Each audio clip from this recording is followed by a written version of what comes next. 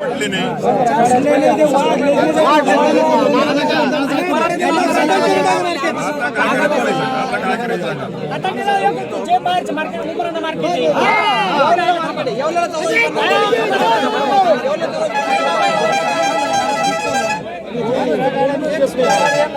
Market एक minute आहे का?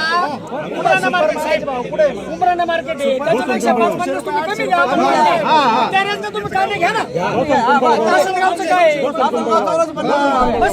गंगापूर तालुक्यातील लासू स्टेशन कांदा मार्केटमध्ये कांदा व्यापाऱ्यांनी लिलावात कांदा अवघ्या 200 ते 500 रुपये क्विंटल प्रमाणे खरेदी केला, म्हणून शेतकरी संतप्त झाले व शेतकऱ्यांनी कांद्याचा लिलाव बंद पाडला व आंदोलन सुरू केले. सदर बाब सभापती शेषराव नाना जाधव, संचालक सुरेश जाधव, संतोष जाधव यांना मिळताच त्यांनी तात्काळ कांदा मार्केट गाठले व शेतकरी यांचे म्हणणे ऐकून घेतले व व्यापाऱ्यांनाही सोबत घेत चर्चा केली. मात्र शेतकऱ्यांनी कांदा विक्री करण्यास नकार दिला. त्यामुळे सभापती शेषराव नाना जाधव यांनी शेतकरी व शेतकरी नेते अजय पाटील साळुंखे यांच्याशी चर्चा करून शेतकऱ्यांना गाडी भाडे देण्याचा निर्णय जाहीर केला व सर्व शेतकऱ्यांनी या निर्णयाचे स्वागत केले व कांदा लिलाव न करता कांदा वापस नेण्याचा निर्णय घेतला.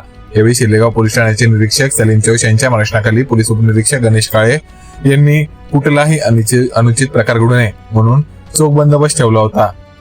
गंगापूर तालुक्यातील लासू स्टेशन येथील कांदा मार्केटमध्ये व्यापाऱ्यांनी संगनमत करून शेतकऱ्यांचा कांदा मातीमोल भावाने खरेदी करत असल्यामुळे शेतकरी आक्रमक होऊन आज येथील जो कांदा मार्केट होता तो बंद पाडला. या ठिकाणी शेतकऱ्यांच्या वतीने अजय पाटील साळुंखे शेतकरी नेते आपल्या सोबत आहे. त्यांचे काय म्हणणे आपण पाटील, नेमकं आज जे कांदा मार्केट शेतकऱ्यांनी बंद पाडलं होतं त्याचं कारण काय? लासूर स्टेशन येथे कांदा मार्केट या ठिकाणी शेतकऱ्यांनी बंद पाडलं. त्याचं कारणही तेवढं महत्वाचं आहे. हा जो कांदा 200 ते 300 रुपये चाललेला आहे. आज हा कांदा पिकवण्यासाठी एका क्विंटलला कमीत कमी 1000 रुपये खर्च आहे. मग तुम्ही 2000 तरी तो कांदा गेला पाहिजे, परंतु तो कांदा 500 रुपये जात असेल, 400 रुपये 300 रुपये जात असेल तर ही मधला गॅप कोणी भरून द्यायचा? म्हणजे शेतकरी तोट्यात चाललेला आहे. आत्महत्येची वेळ शेतकरी आलेली आहे. कुठल्याच या ठिकाणी पिकाला भाव नाही आणि त्यामुळे शेतकऱ्यांनी संतप्त होऊन आज हे मार्केट या ठिकाणी बंद पाडलेलं आहे. तसंच काल बघा लासूर गोल्टन मार्केट या ठिकाणी बंद पाडलं होतं. तिथं देखील आम्ही रस्त्यावर उतरलो. पोलीस बांधव आले, आम्हाला त्या ठिकाणी उचलून नेलं. पोलीस स्टेशन नांदगाव इथे दाबून ठेवलं.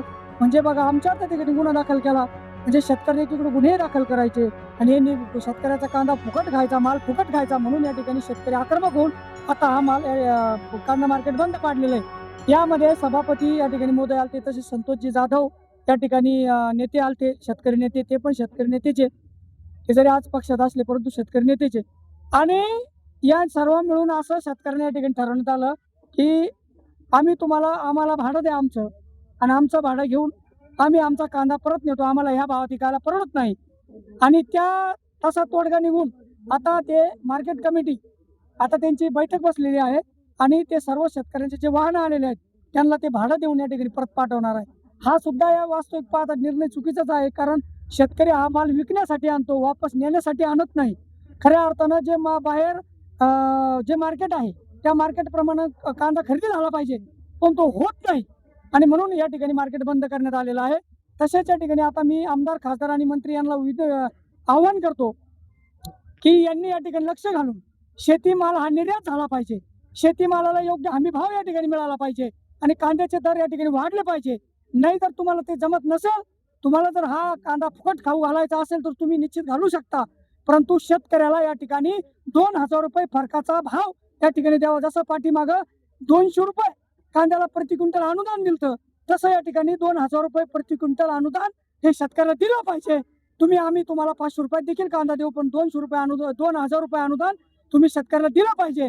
आणि जर हे झालं नाही तर आता रोडवर उतरायचं नाही. सर्व शेतकरी बांधवांना विनंती करतो की आता रोडवर उतरून आपल्यावर गुन्हे दाखल झाल्यापेक्षा आपण जे आपल्या तालुक्याचे प्रत्येक आमदार आहेत, 288 आमदार आहेत, जे जिल्ह्याचे खासदार आहेत, यांना घराच्या बाहेर पडू द्यायचं नाही. यांना घरावर घातल्याशिवाय आपल्याला आता पर्याय नाही. एवढंच या ठिकाणी सांगतो आणि थांबतो. बाकीच्या ठिकाणी जे कांदा मार्केट लासलगाव असेल, देवला असेल, घोडेगाव असेल, त्या ठिकाणी कांद्याचा दर काय? 1400 रुपये. त्या ठिकाणी कांद्याचा दर कालचे तुम्हाला उमराण्याचे बाजार सांगतो.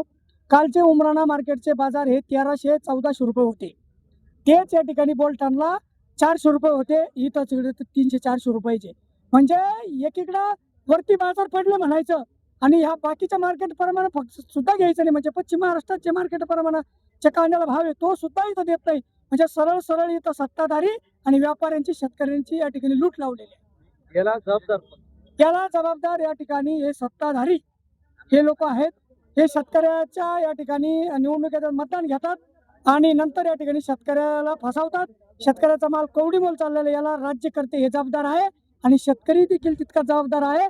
कारण शेतकरी ज्याला प्रश्न विचारायचे त्याला विचारत नाही. आमदार गावात आला का तसं आपल्याला वाटतं कोणीतरी लय मोठा माणूस आला, मला मोठा हार घेऊन त्याच्या गळ्यात टाकायला जातो.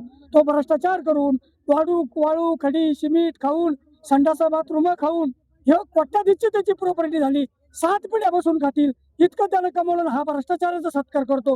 म्हणून शेतकऱ्यांनी देखील सुधारणं गरजेचं आहे. अशांचा चपळीला सत्कार केला पाहिजे, तेव्हा या ठिकाणी खऱ्या अर्थानं शेतकऱ्यांना चांगले दिवस येतील. तर हे होते अजय पाटील साळुंके. त्यांचे म्हणणे आहे की यापुढे आमदार खासदार यांना घराच्या बाहेर पडून देणार नाही जोपर्यंत शेतकऱ्यांच्या कांद्याला योग्य भाव मिळणार नाही तोपर्यंत. मी गुलाबाग छत्रपती संभाजी. मार्केट कमिटीला इथे भाव पाहिले, कालचे 800 रुपये गेले आमचे कांदे. आज तेच कांदे 800 रुपये जाताना आमचं म्हणत आलं तर 800-900 झालं पाहिजे, 100 रुपये कमी झालं पाहिजे ते, पण ते 300च गेले. त्याच्यामुळे आम्हाला खूप तळमळ वाटते. फक्त आमचं म्हणत आलं असं फसवणूक करू नका, बस एवढंच. धन्यवाद. व्यापारी त्याच्यामध्ये सुधारणा करा आणि व्यापाऱ्याने कसं शेतकऱ्याला एवढी फसवणूक करू नये.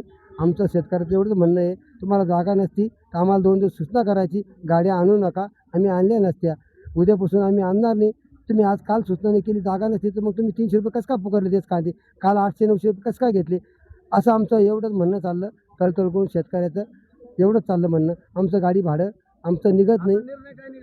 आता निर्णय निघाला का बा तुमचं भाडं आम्ही वापस करतो आणि वापस करून आम्ही भाडं आम्ही घरी कांदे घेऊन जाऊ. बाकीच काही नाही. धन्यवाद. शेतकऱ्यांनी बंद पाडलं होतं. का पाडलं होतं?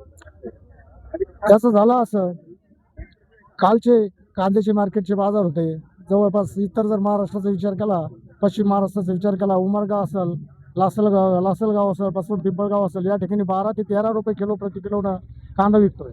आणि आज या ठिकाणी अचानक 2 ते 3 रुपये कांदा विकायला लागला. शेतकरी संतप्त झाले. शेतकऱ्यांचा आक्रोश या ठिकाणी खूप मोठ्या प्रमाणात दिसून आला. मग त्यांनी या ठिकाणी लिलाव बंद केला आणि लिलाव बंद केल्यानंतर या ठिकाणी सन्माननीय सभापती साहेब आले, तसेच संतोष पाटील आले आणि त्यांनी थोडासा तोडगा काढण्याचा या ठिकाणी प्रयत्न केला.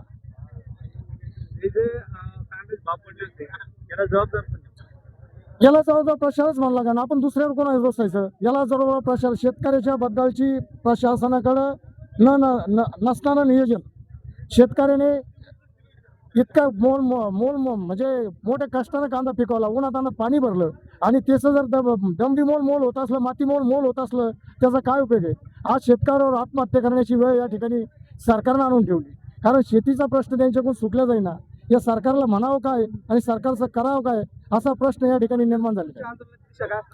पुढच्या आंदोलनाविषयी आता आम्ही पण सामाजिक कार्य करत असताना आम्ही बघतो रोडवर जर आम्ही रस्ता रोको केला तर गुन्हे आमच्यावरच दाखल होतात. आजही 17 गुन्हे आम्ही आमच्या अंगावर घेतलेले आणि असे जर गुन्हे आमच्यावरच होत असले तर आम्ही आता यापुढे आमचे अजय पाटील सामाजिक कार्यकर्ते त्यांनी सांगितलं आता रोडवर आंदोलन करायचं नाही, तर आता आपले जे लोकप्रतिनिधी आमदार यांनाच आपण घरात कोंडून टाकायचं. आणि त्यांच्या निर्णयासंग मी रमेश पाटील त्यांच्या निर्णयाला मान्य करून त्यांच्यासोबत काम करणार. विष्णू वायशे, पिठोरी सिरसगाव, तालुका अंबड, जिल्हा जालना. इथून कांदा घेऊन आलो होतो. कारण की काल कांदा घेऊन आम्ही इथं रात्री 12 वाजता आम्ही इथं आलोय. रात्री 12 वाजता इथं आल्याच्या नंतर आम्ही गेटच्या बाहेरच झोपलो होतो. तिथून इथं आलो. इथं सकाळी पहाटे 4ला गेट उघडल्यानंतर आम्ही आतमध्ये आलो. पुन्हा इथं आम्ही सकाळी पुन्हा डबल झोपलो आणि त्याच्यानंतर जी 10 वाजता लिलाव चालू झाला त्याच्यामध्ये आता ही पावती हे 235 रुपये भाव लागला आहे कांद्याला. आणि कांदा पाहून घ्या, तुम्हाला वाटलं असतं कांदा 1 नंबर क्वालिटीचा आहे. 235 रुपये भाव लागला आहे. 5,000 रुपये भाडं गेलं आहे आमचं. ओडीगोद्रीजवळ आमचं सिरसगाव आहे. 5,000 रुपये भाडं गेलं आहे. आता याच्यात 235 म्हणजे आमचं भाडं सुद्धा वसूल होत नाही. तुम्ही जालना कांदा मार्केट नाही, आमच्या तिकडे कांद्याला मार्केट नाही. कारण की कांद्याची मार्केट आहे तर ही तर एक घोडेगाव, इकडं दुसरीकडं बांबोरीला या ठिकाणी नेत असतो आम्ही कांदा. पण मार्केटला कांद्याला काय भाव नाही, बाहेर 15 रुपये, 12 रुपये, 14 रुपये आणि इथं हे आत्ता पाठीमागं इथं 1400 रुपये असं आम्ही यूट्यूबला पाहिलं. यांचे बरेच याला पाहिलं, इंस्टाग्रामला याला यांचे व्हिडिओ पाहिले आणि इथं आल्यानंतर हे 235 रुपये भाव लागलाय आम्हाला कांद्याला. तर आमचं याच्यात भाडं सुद्धा उचलत नाही.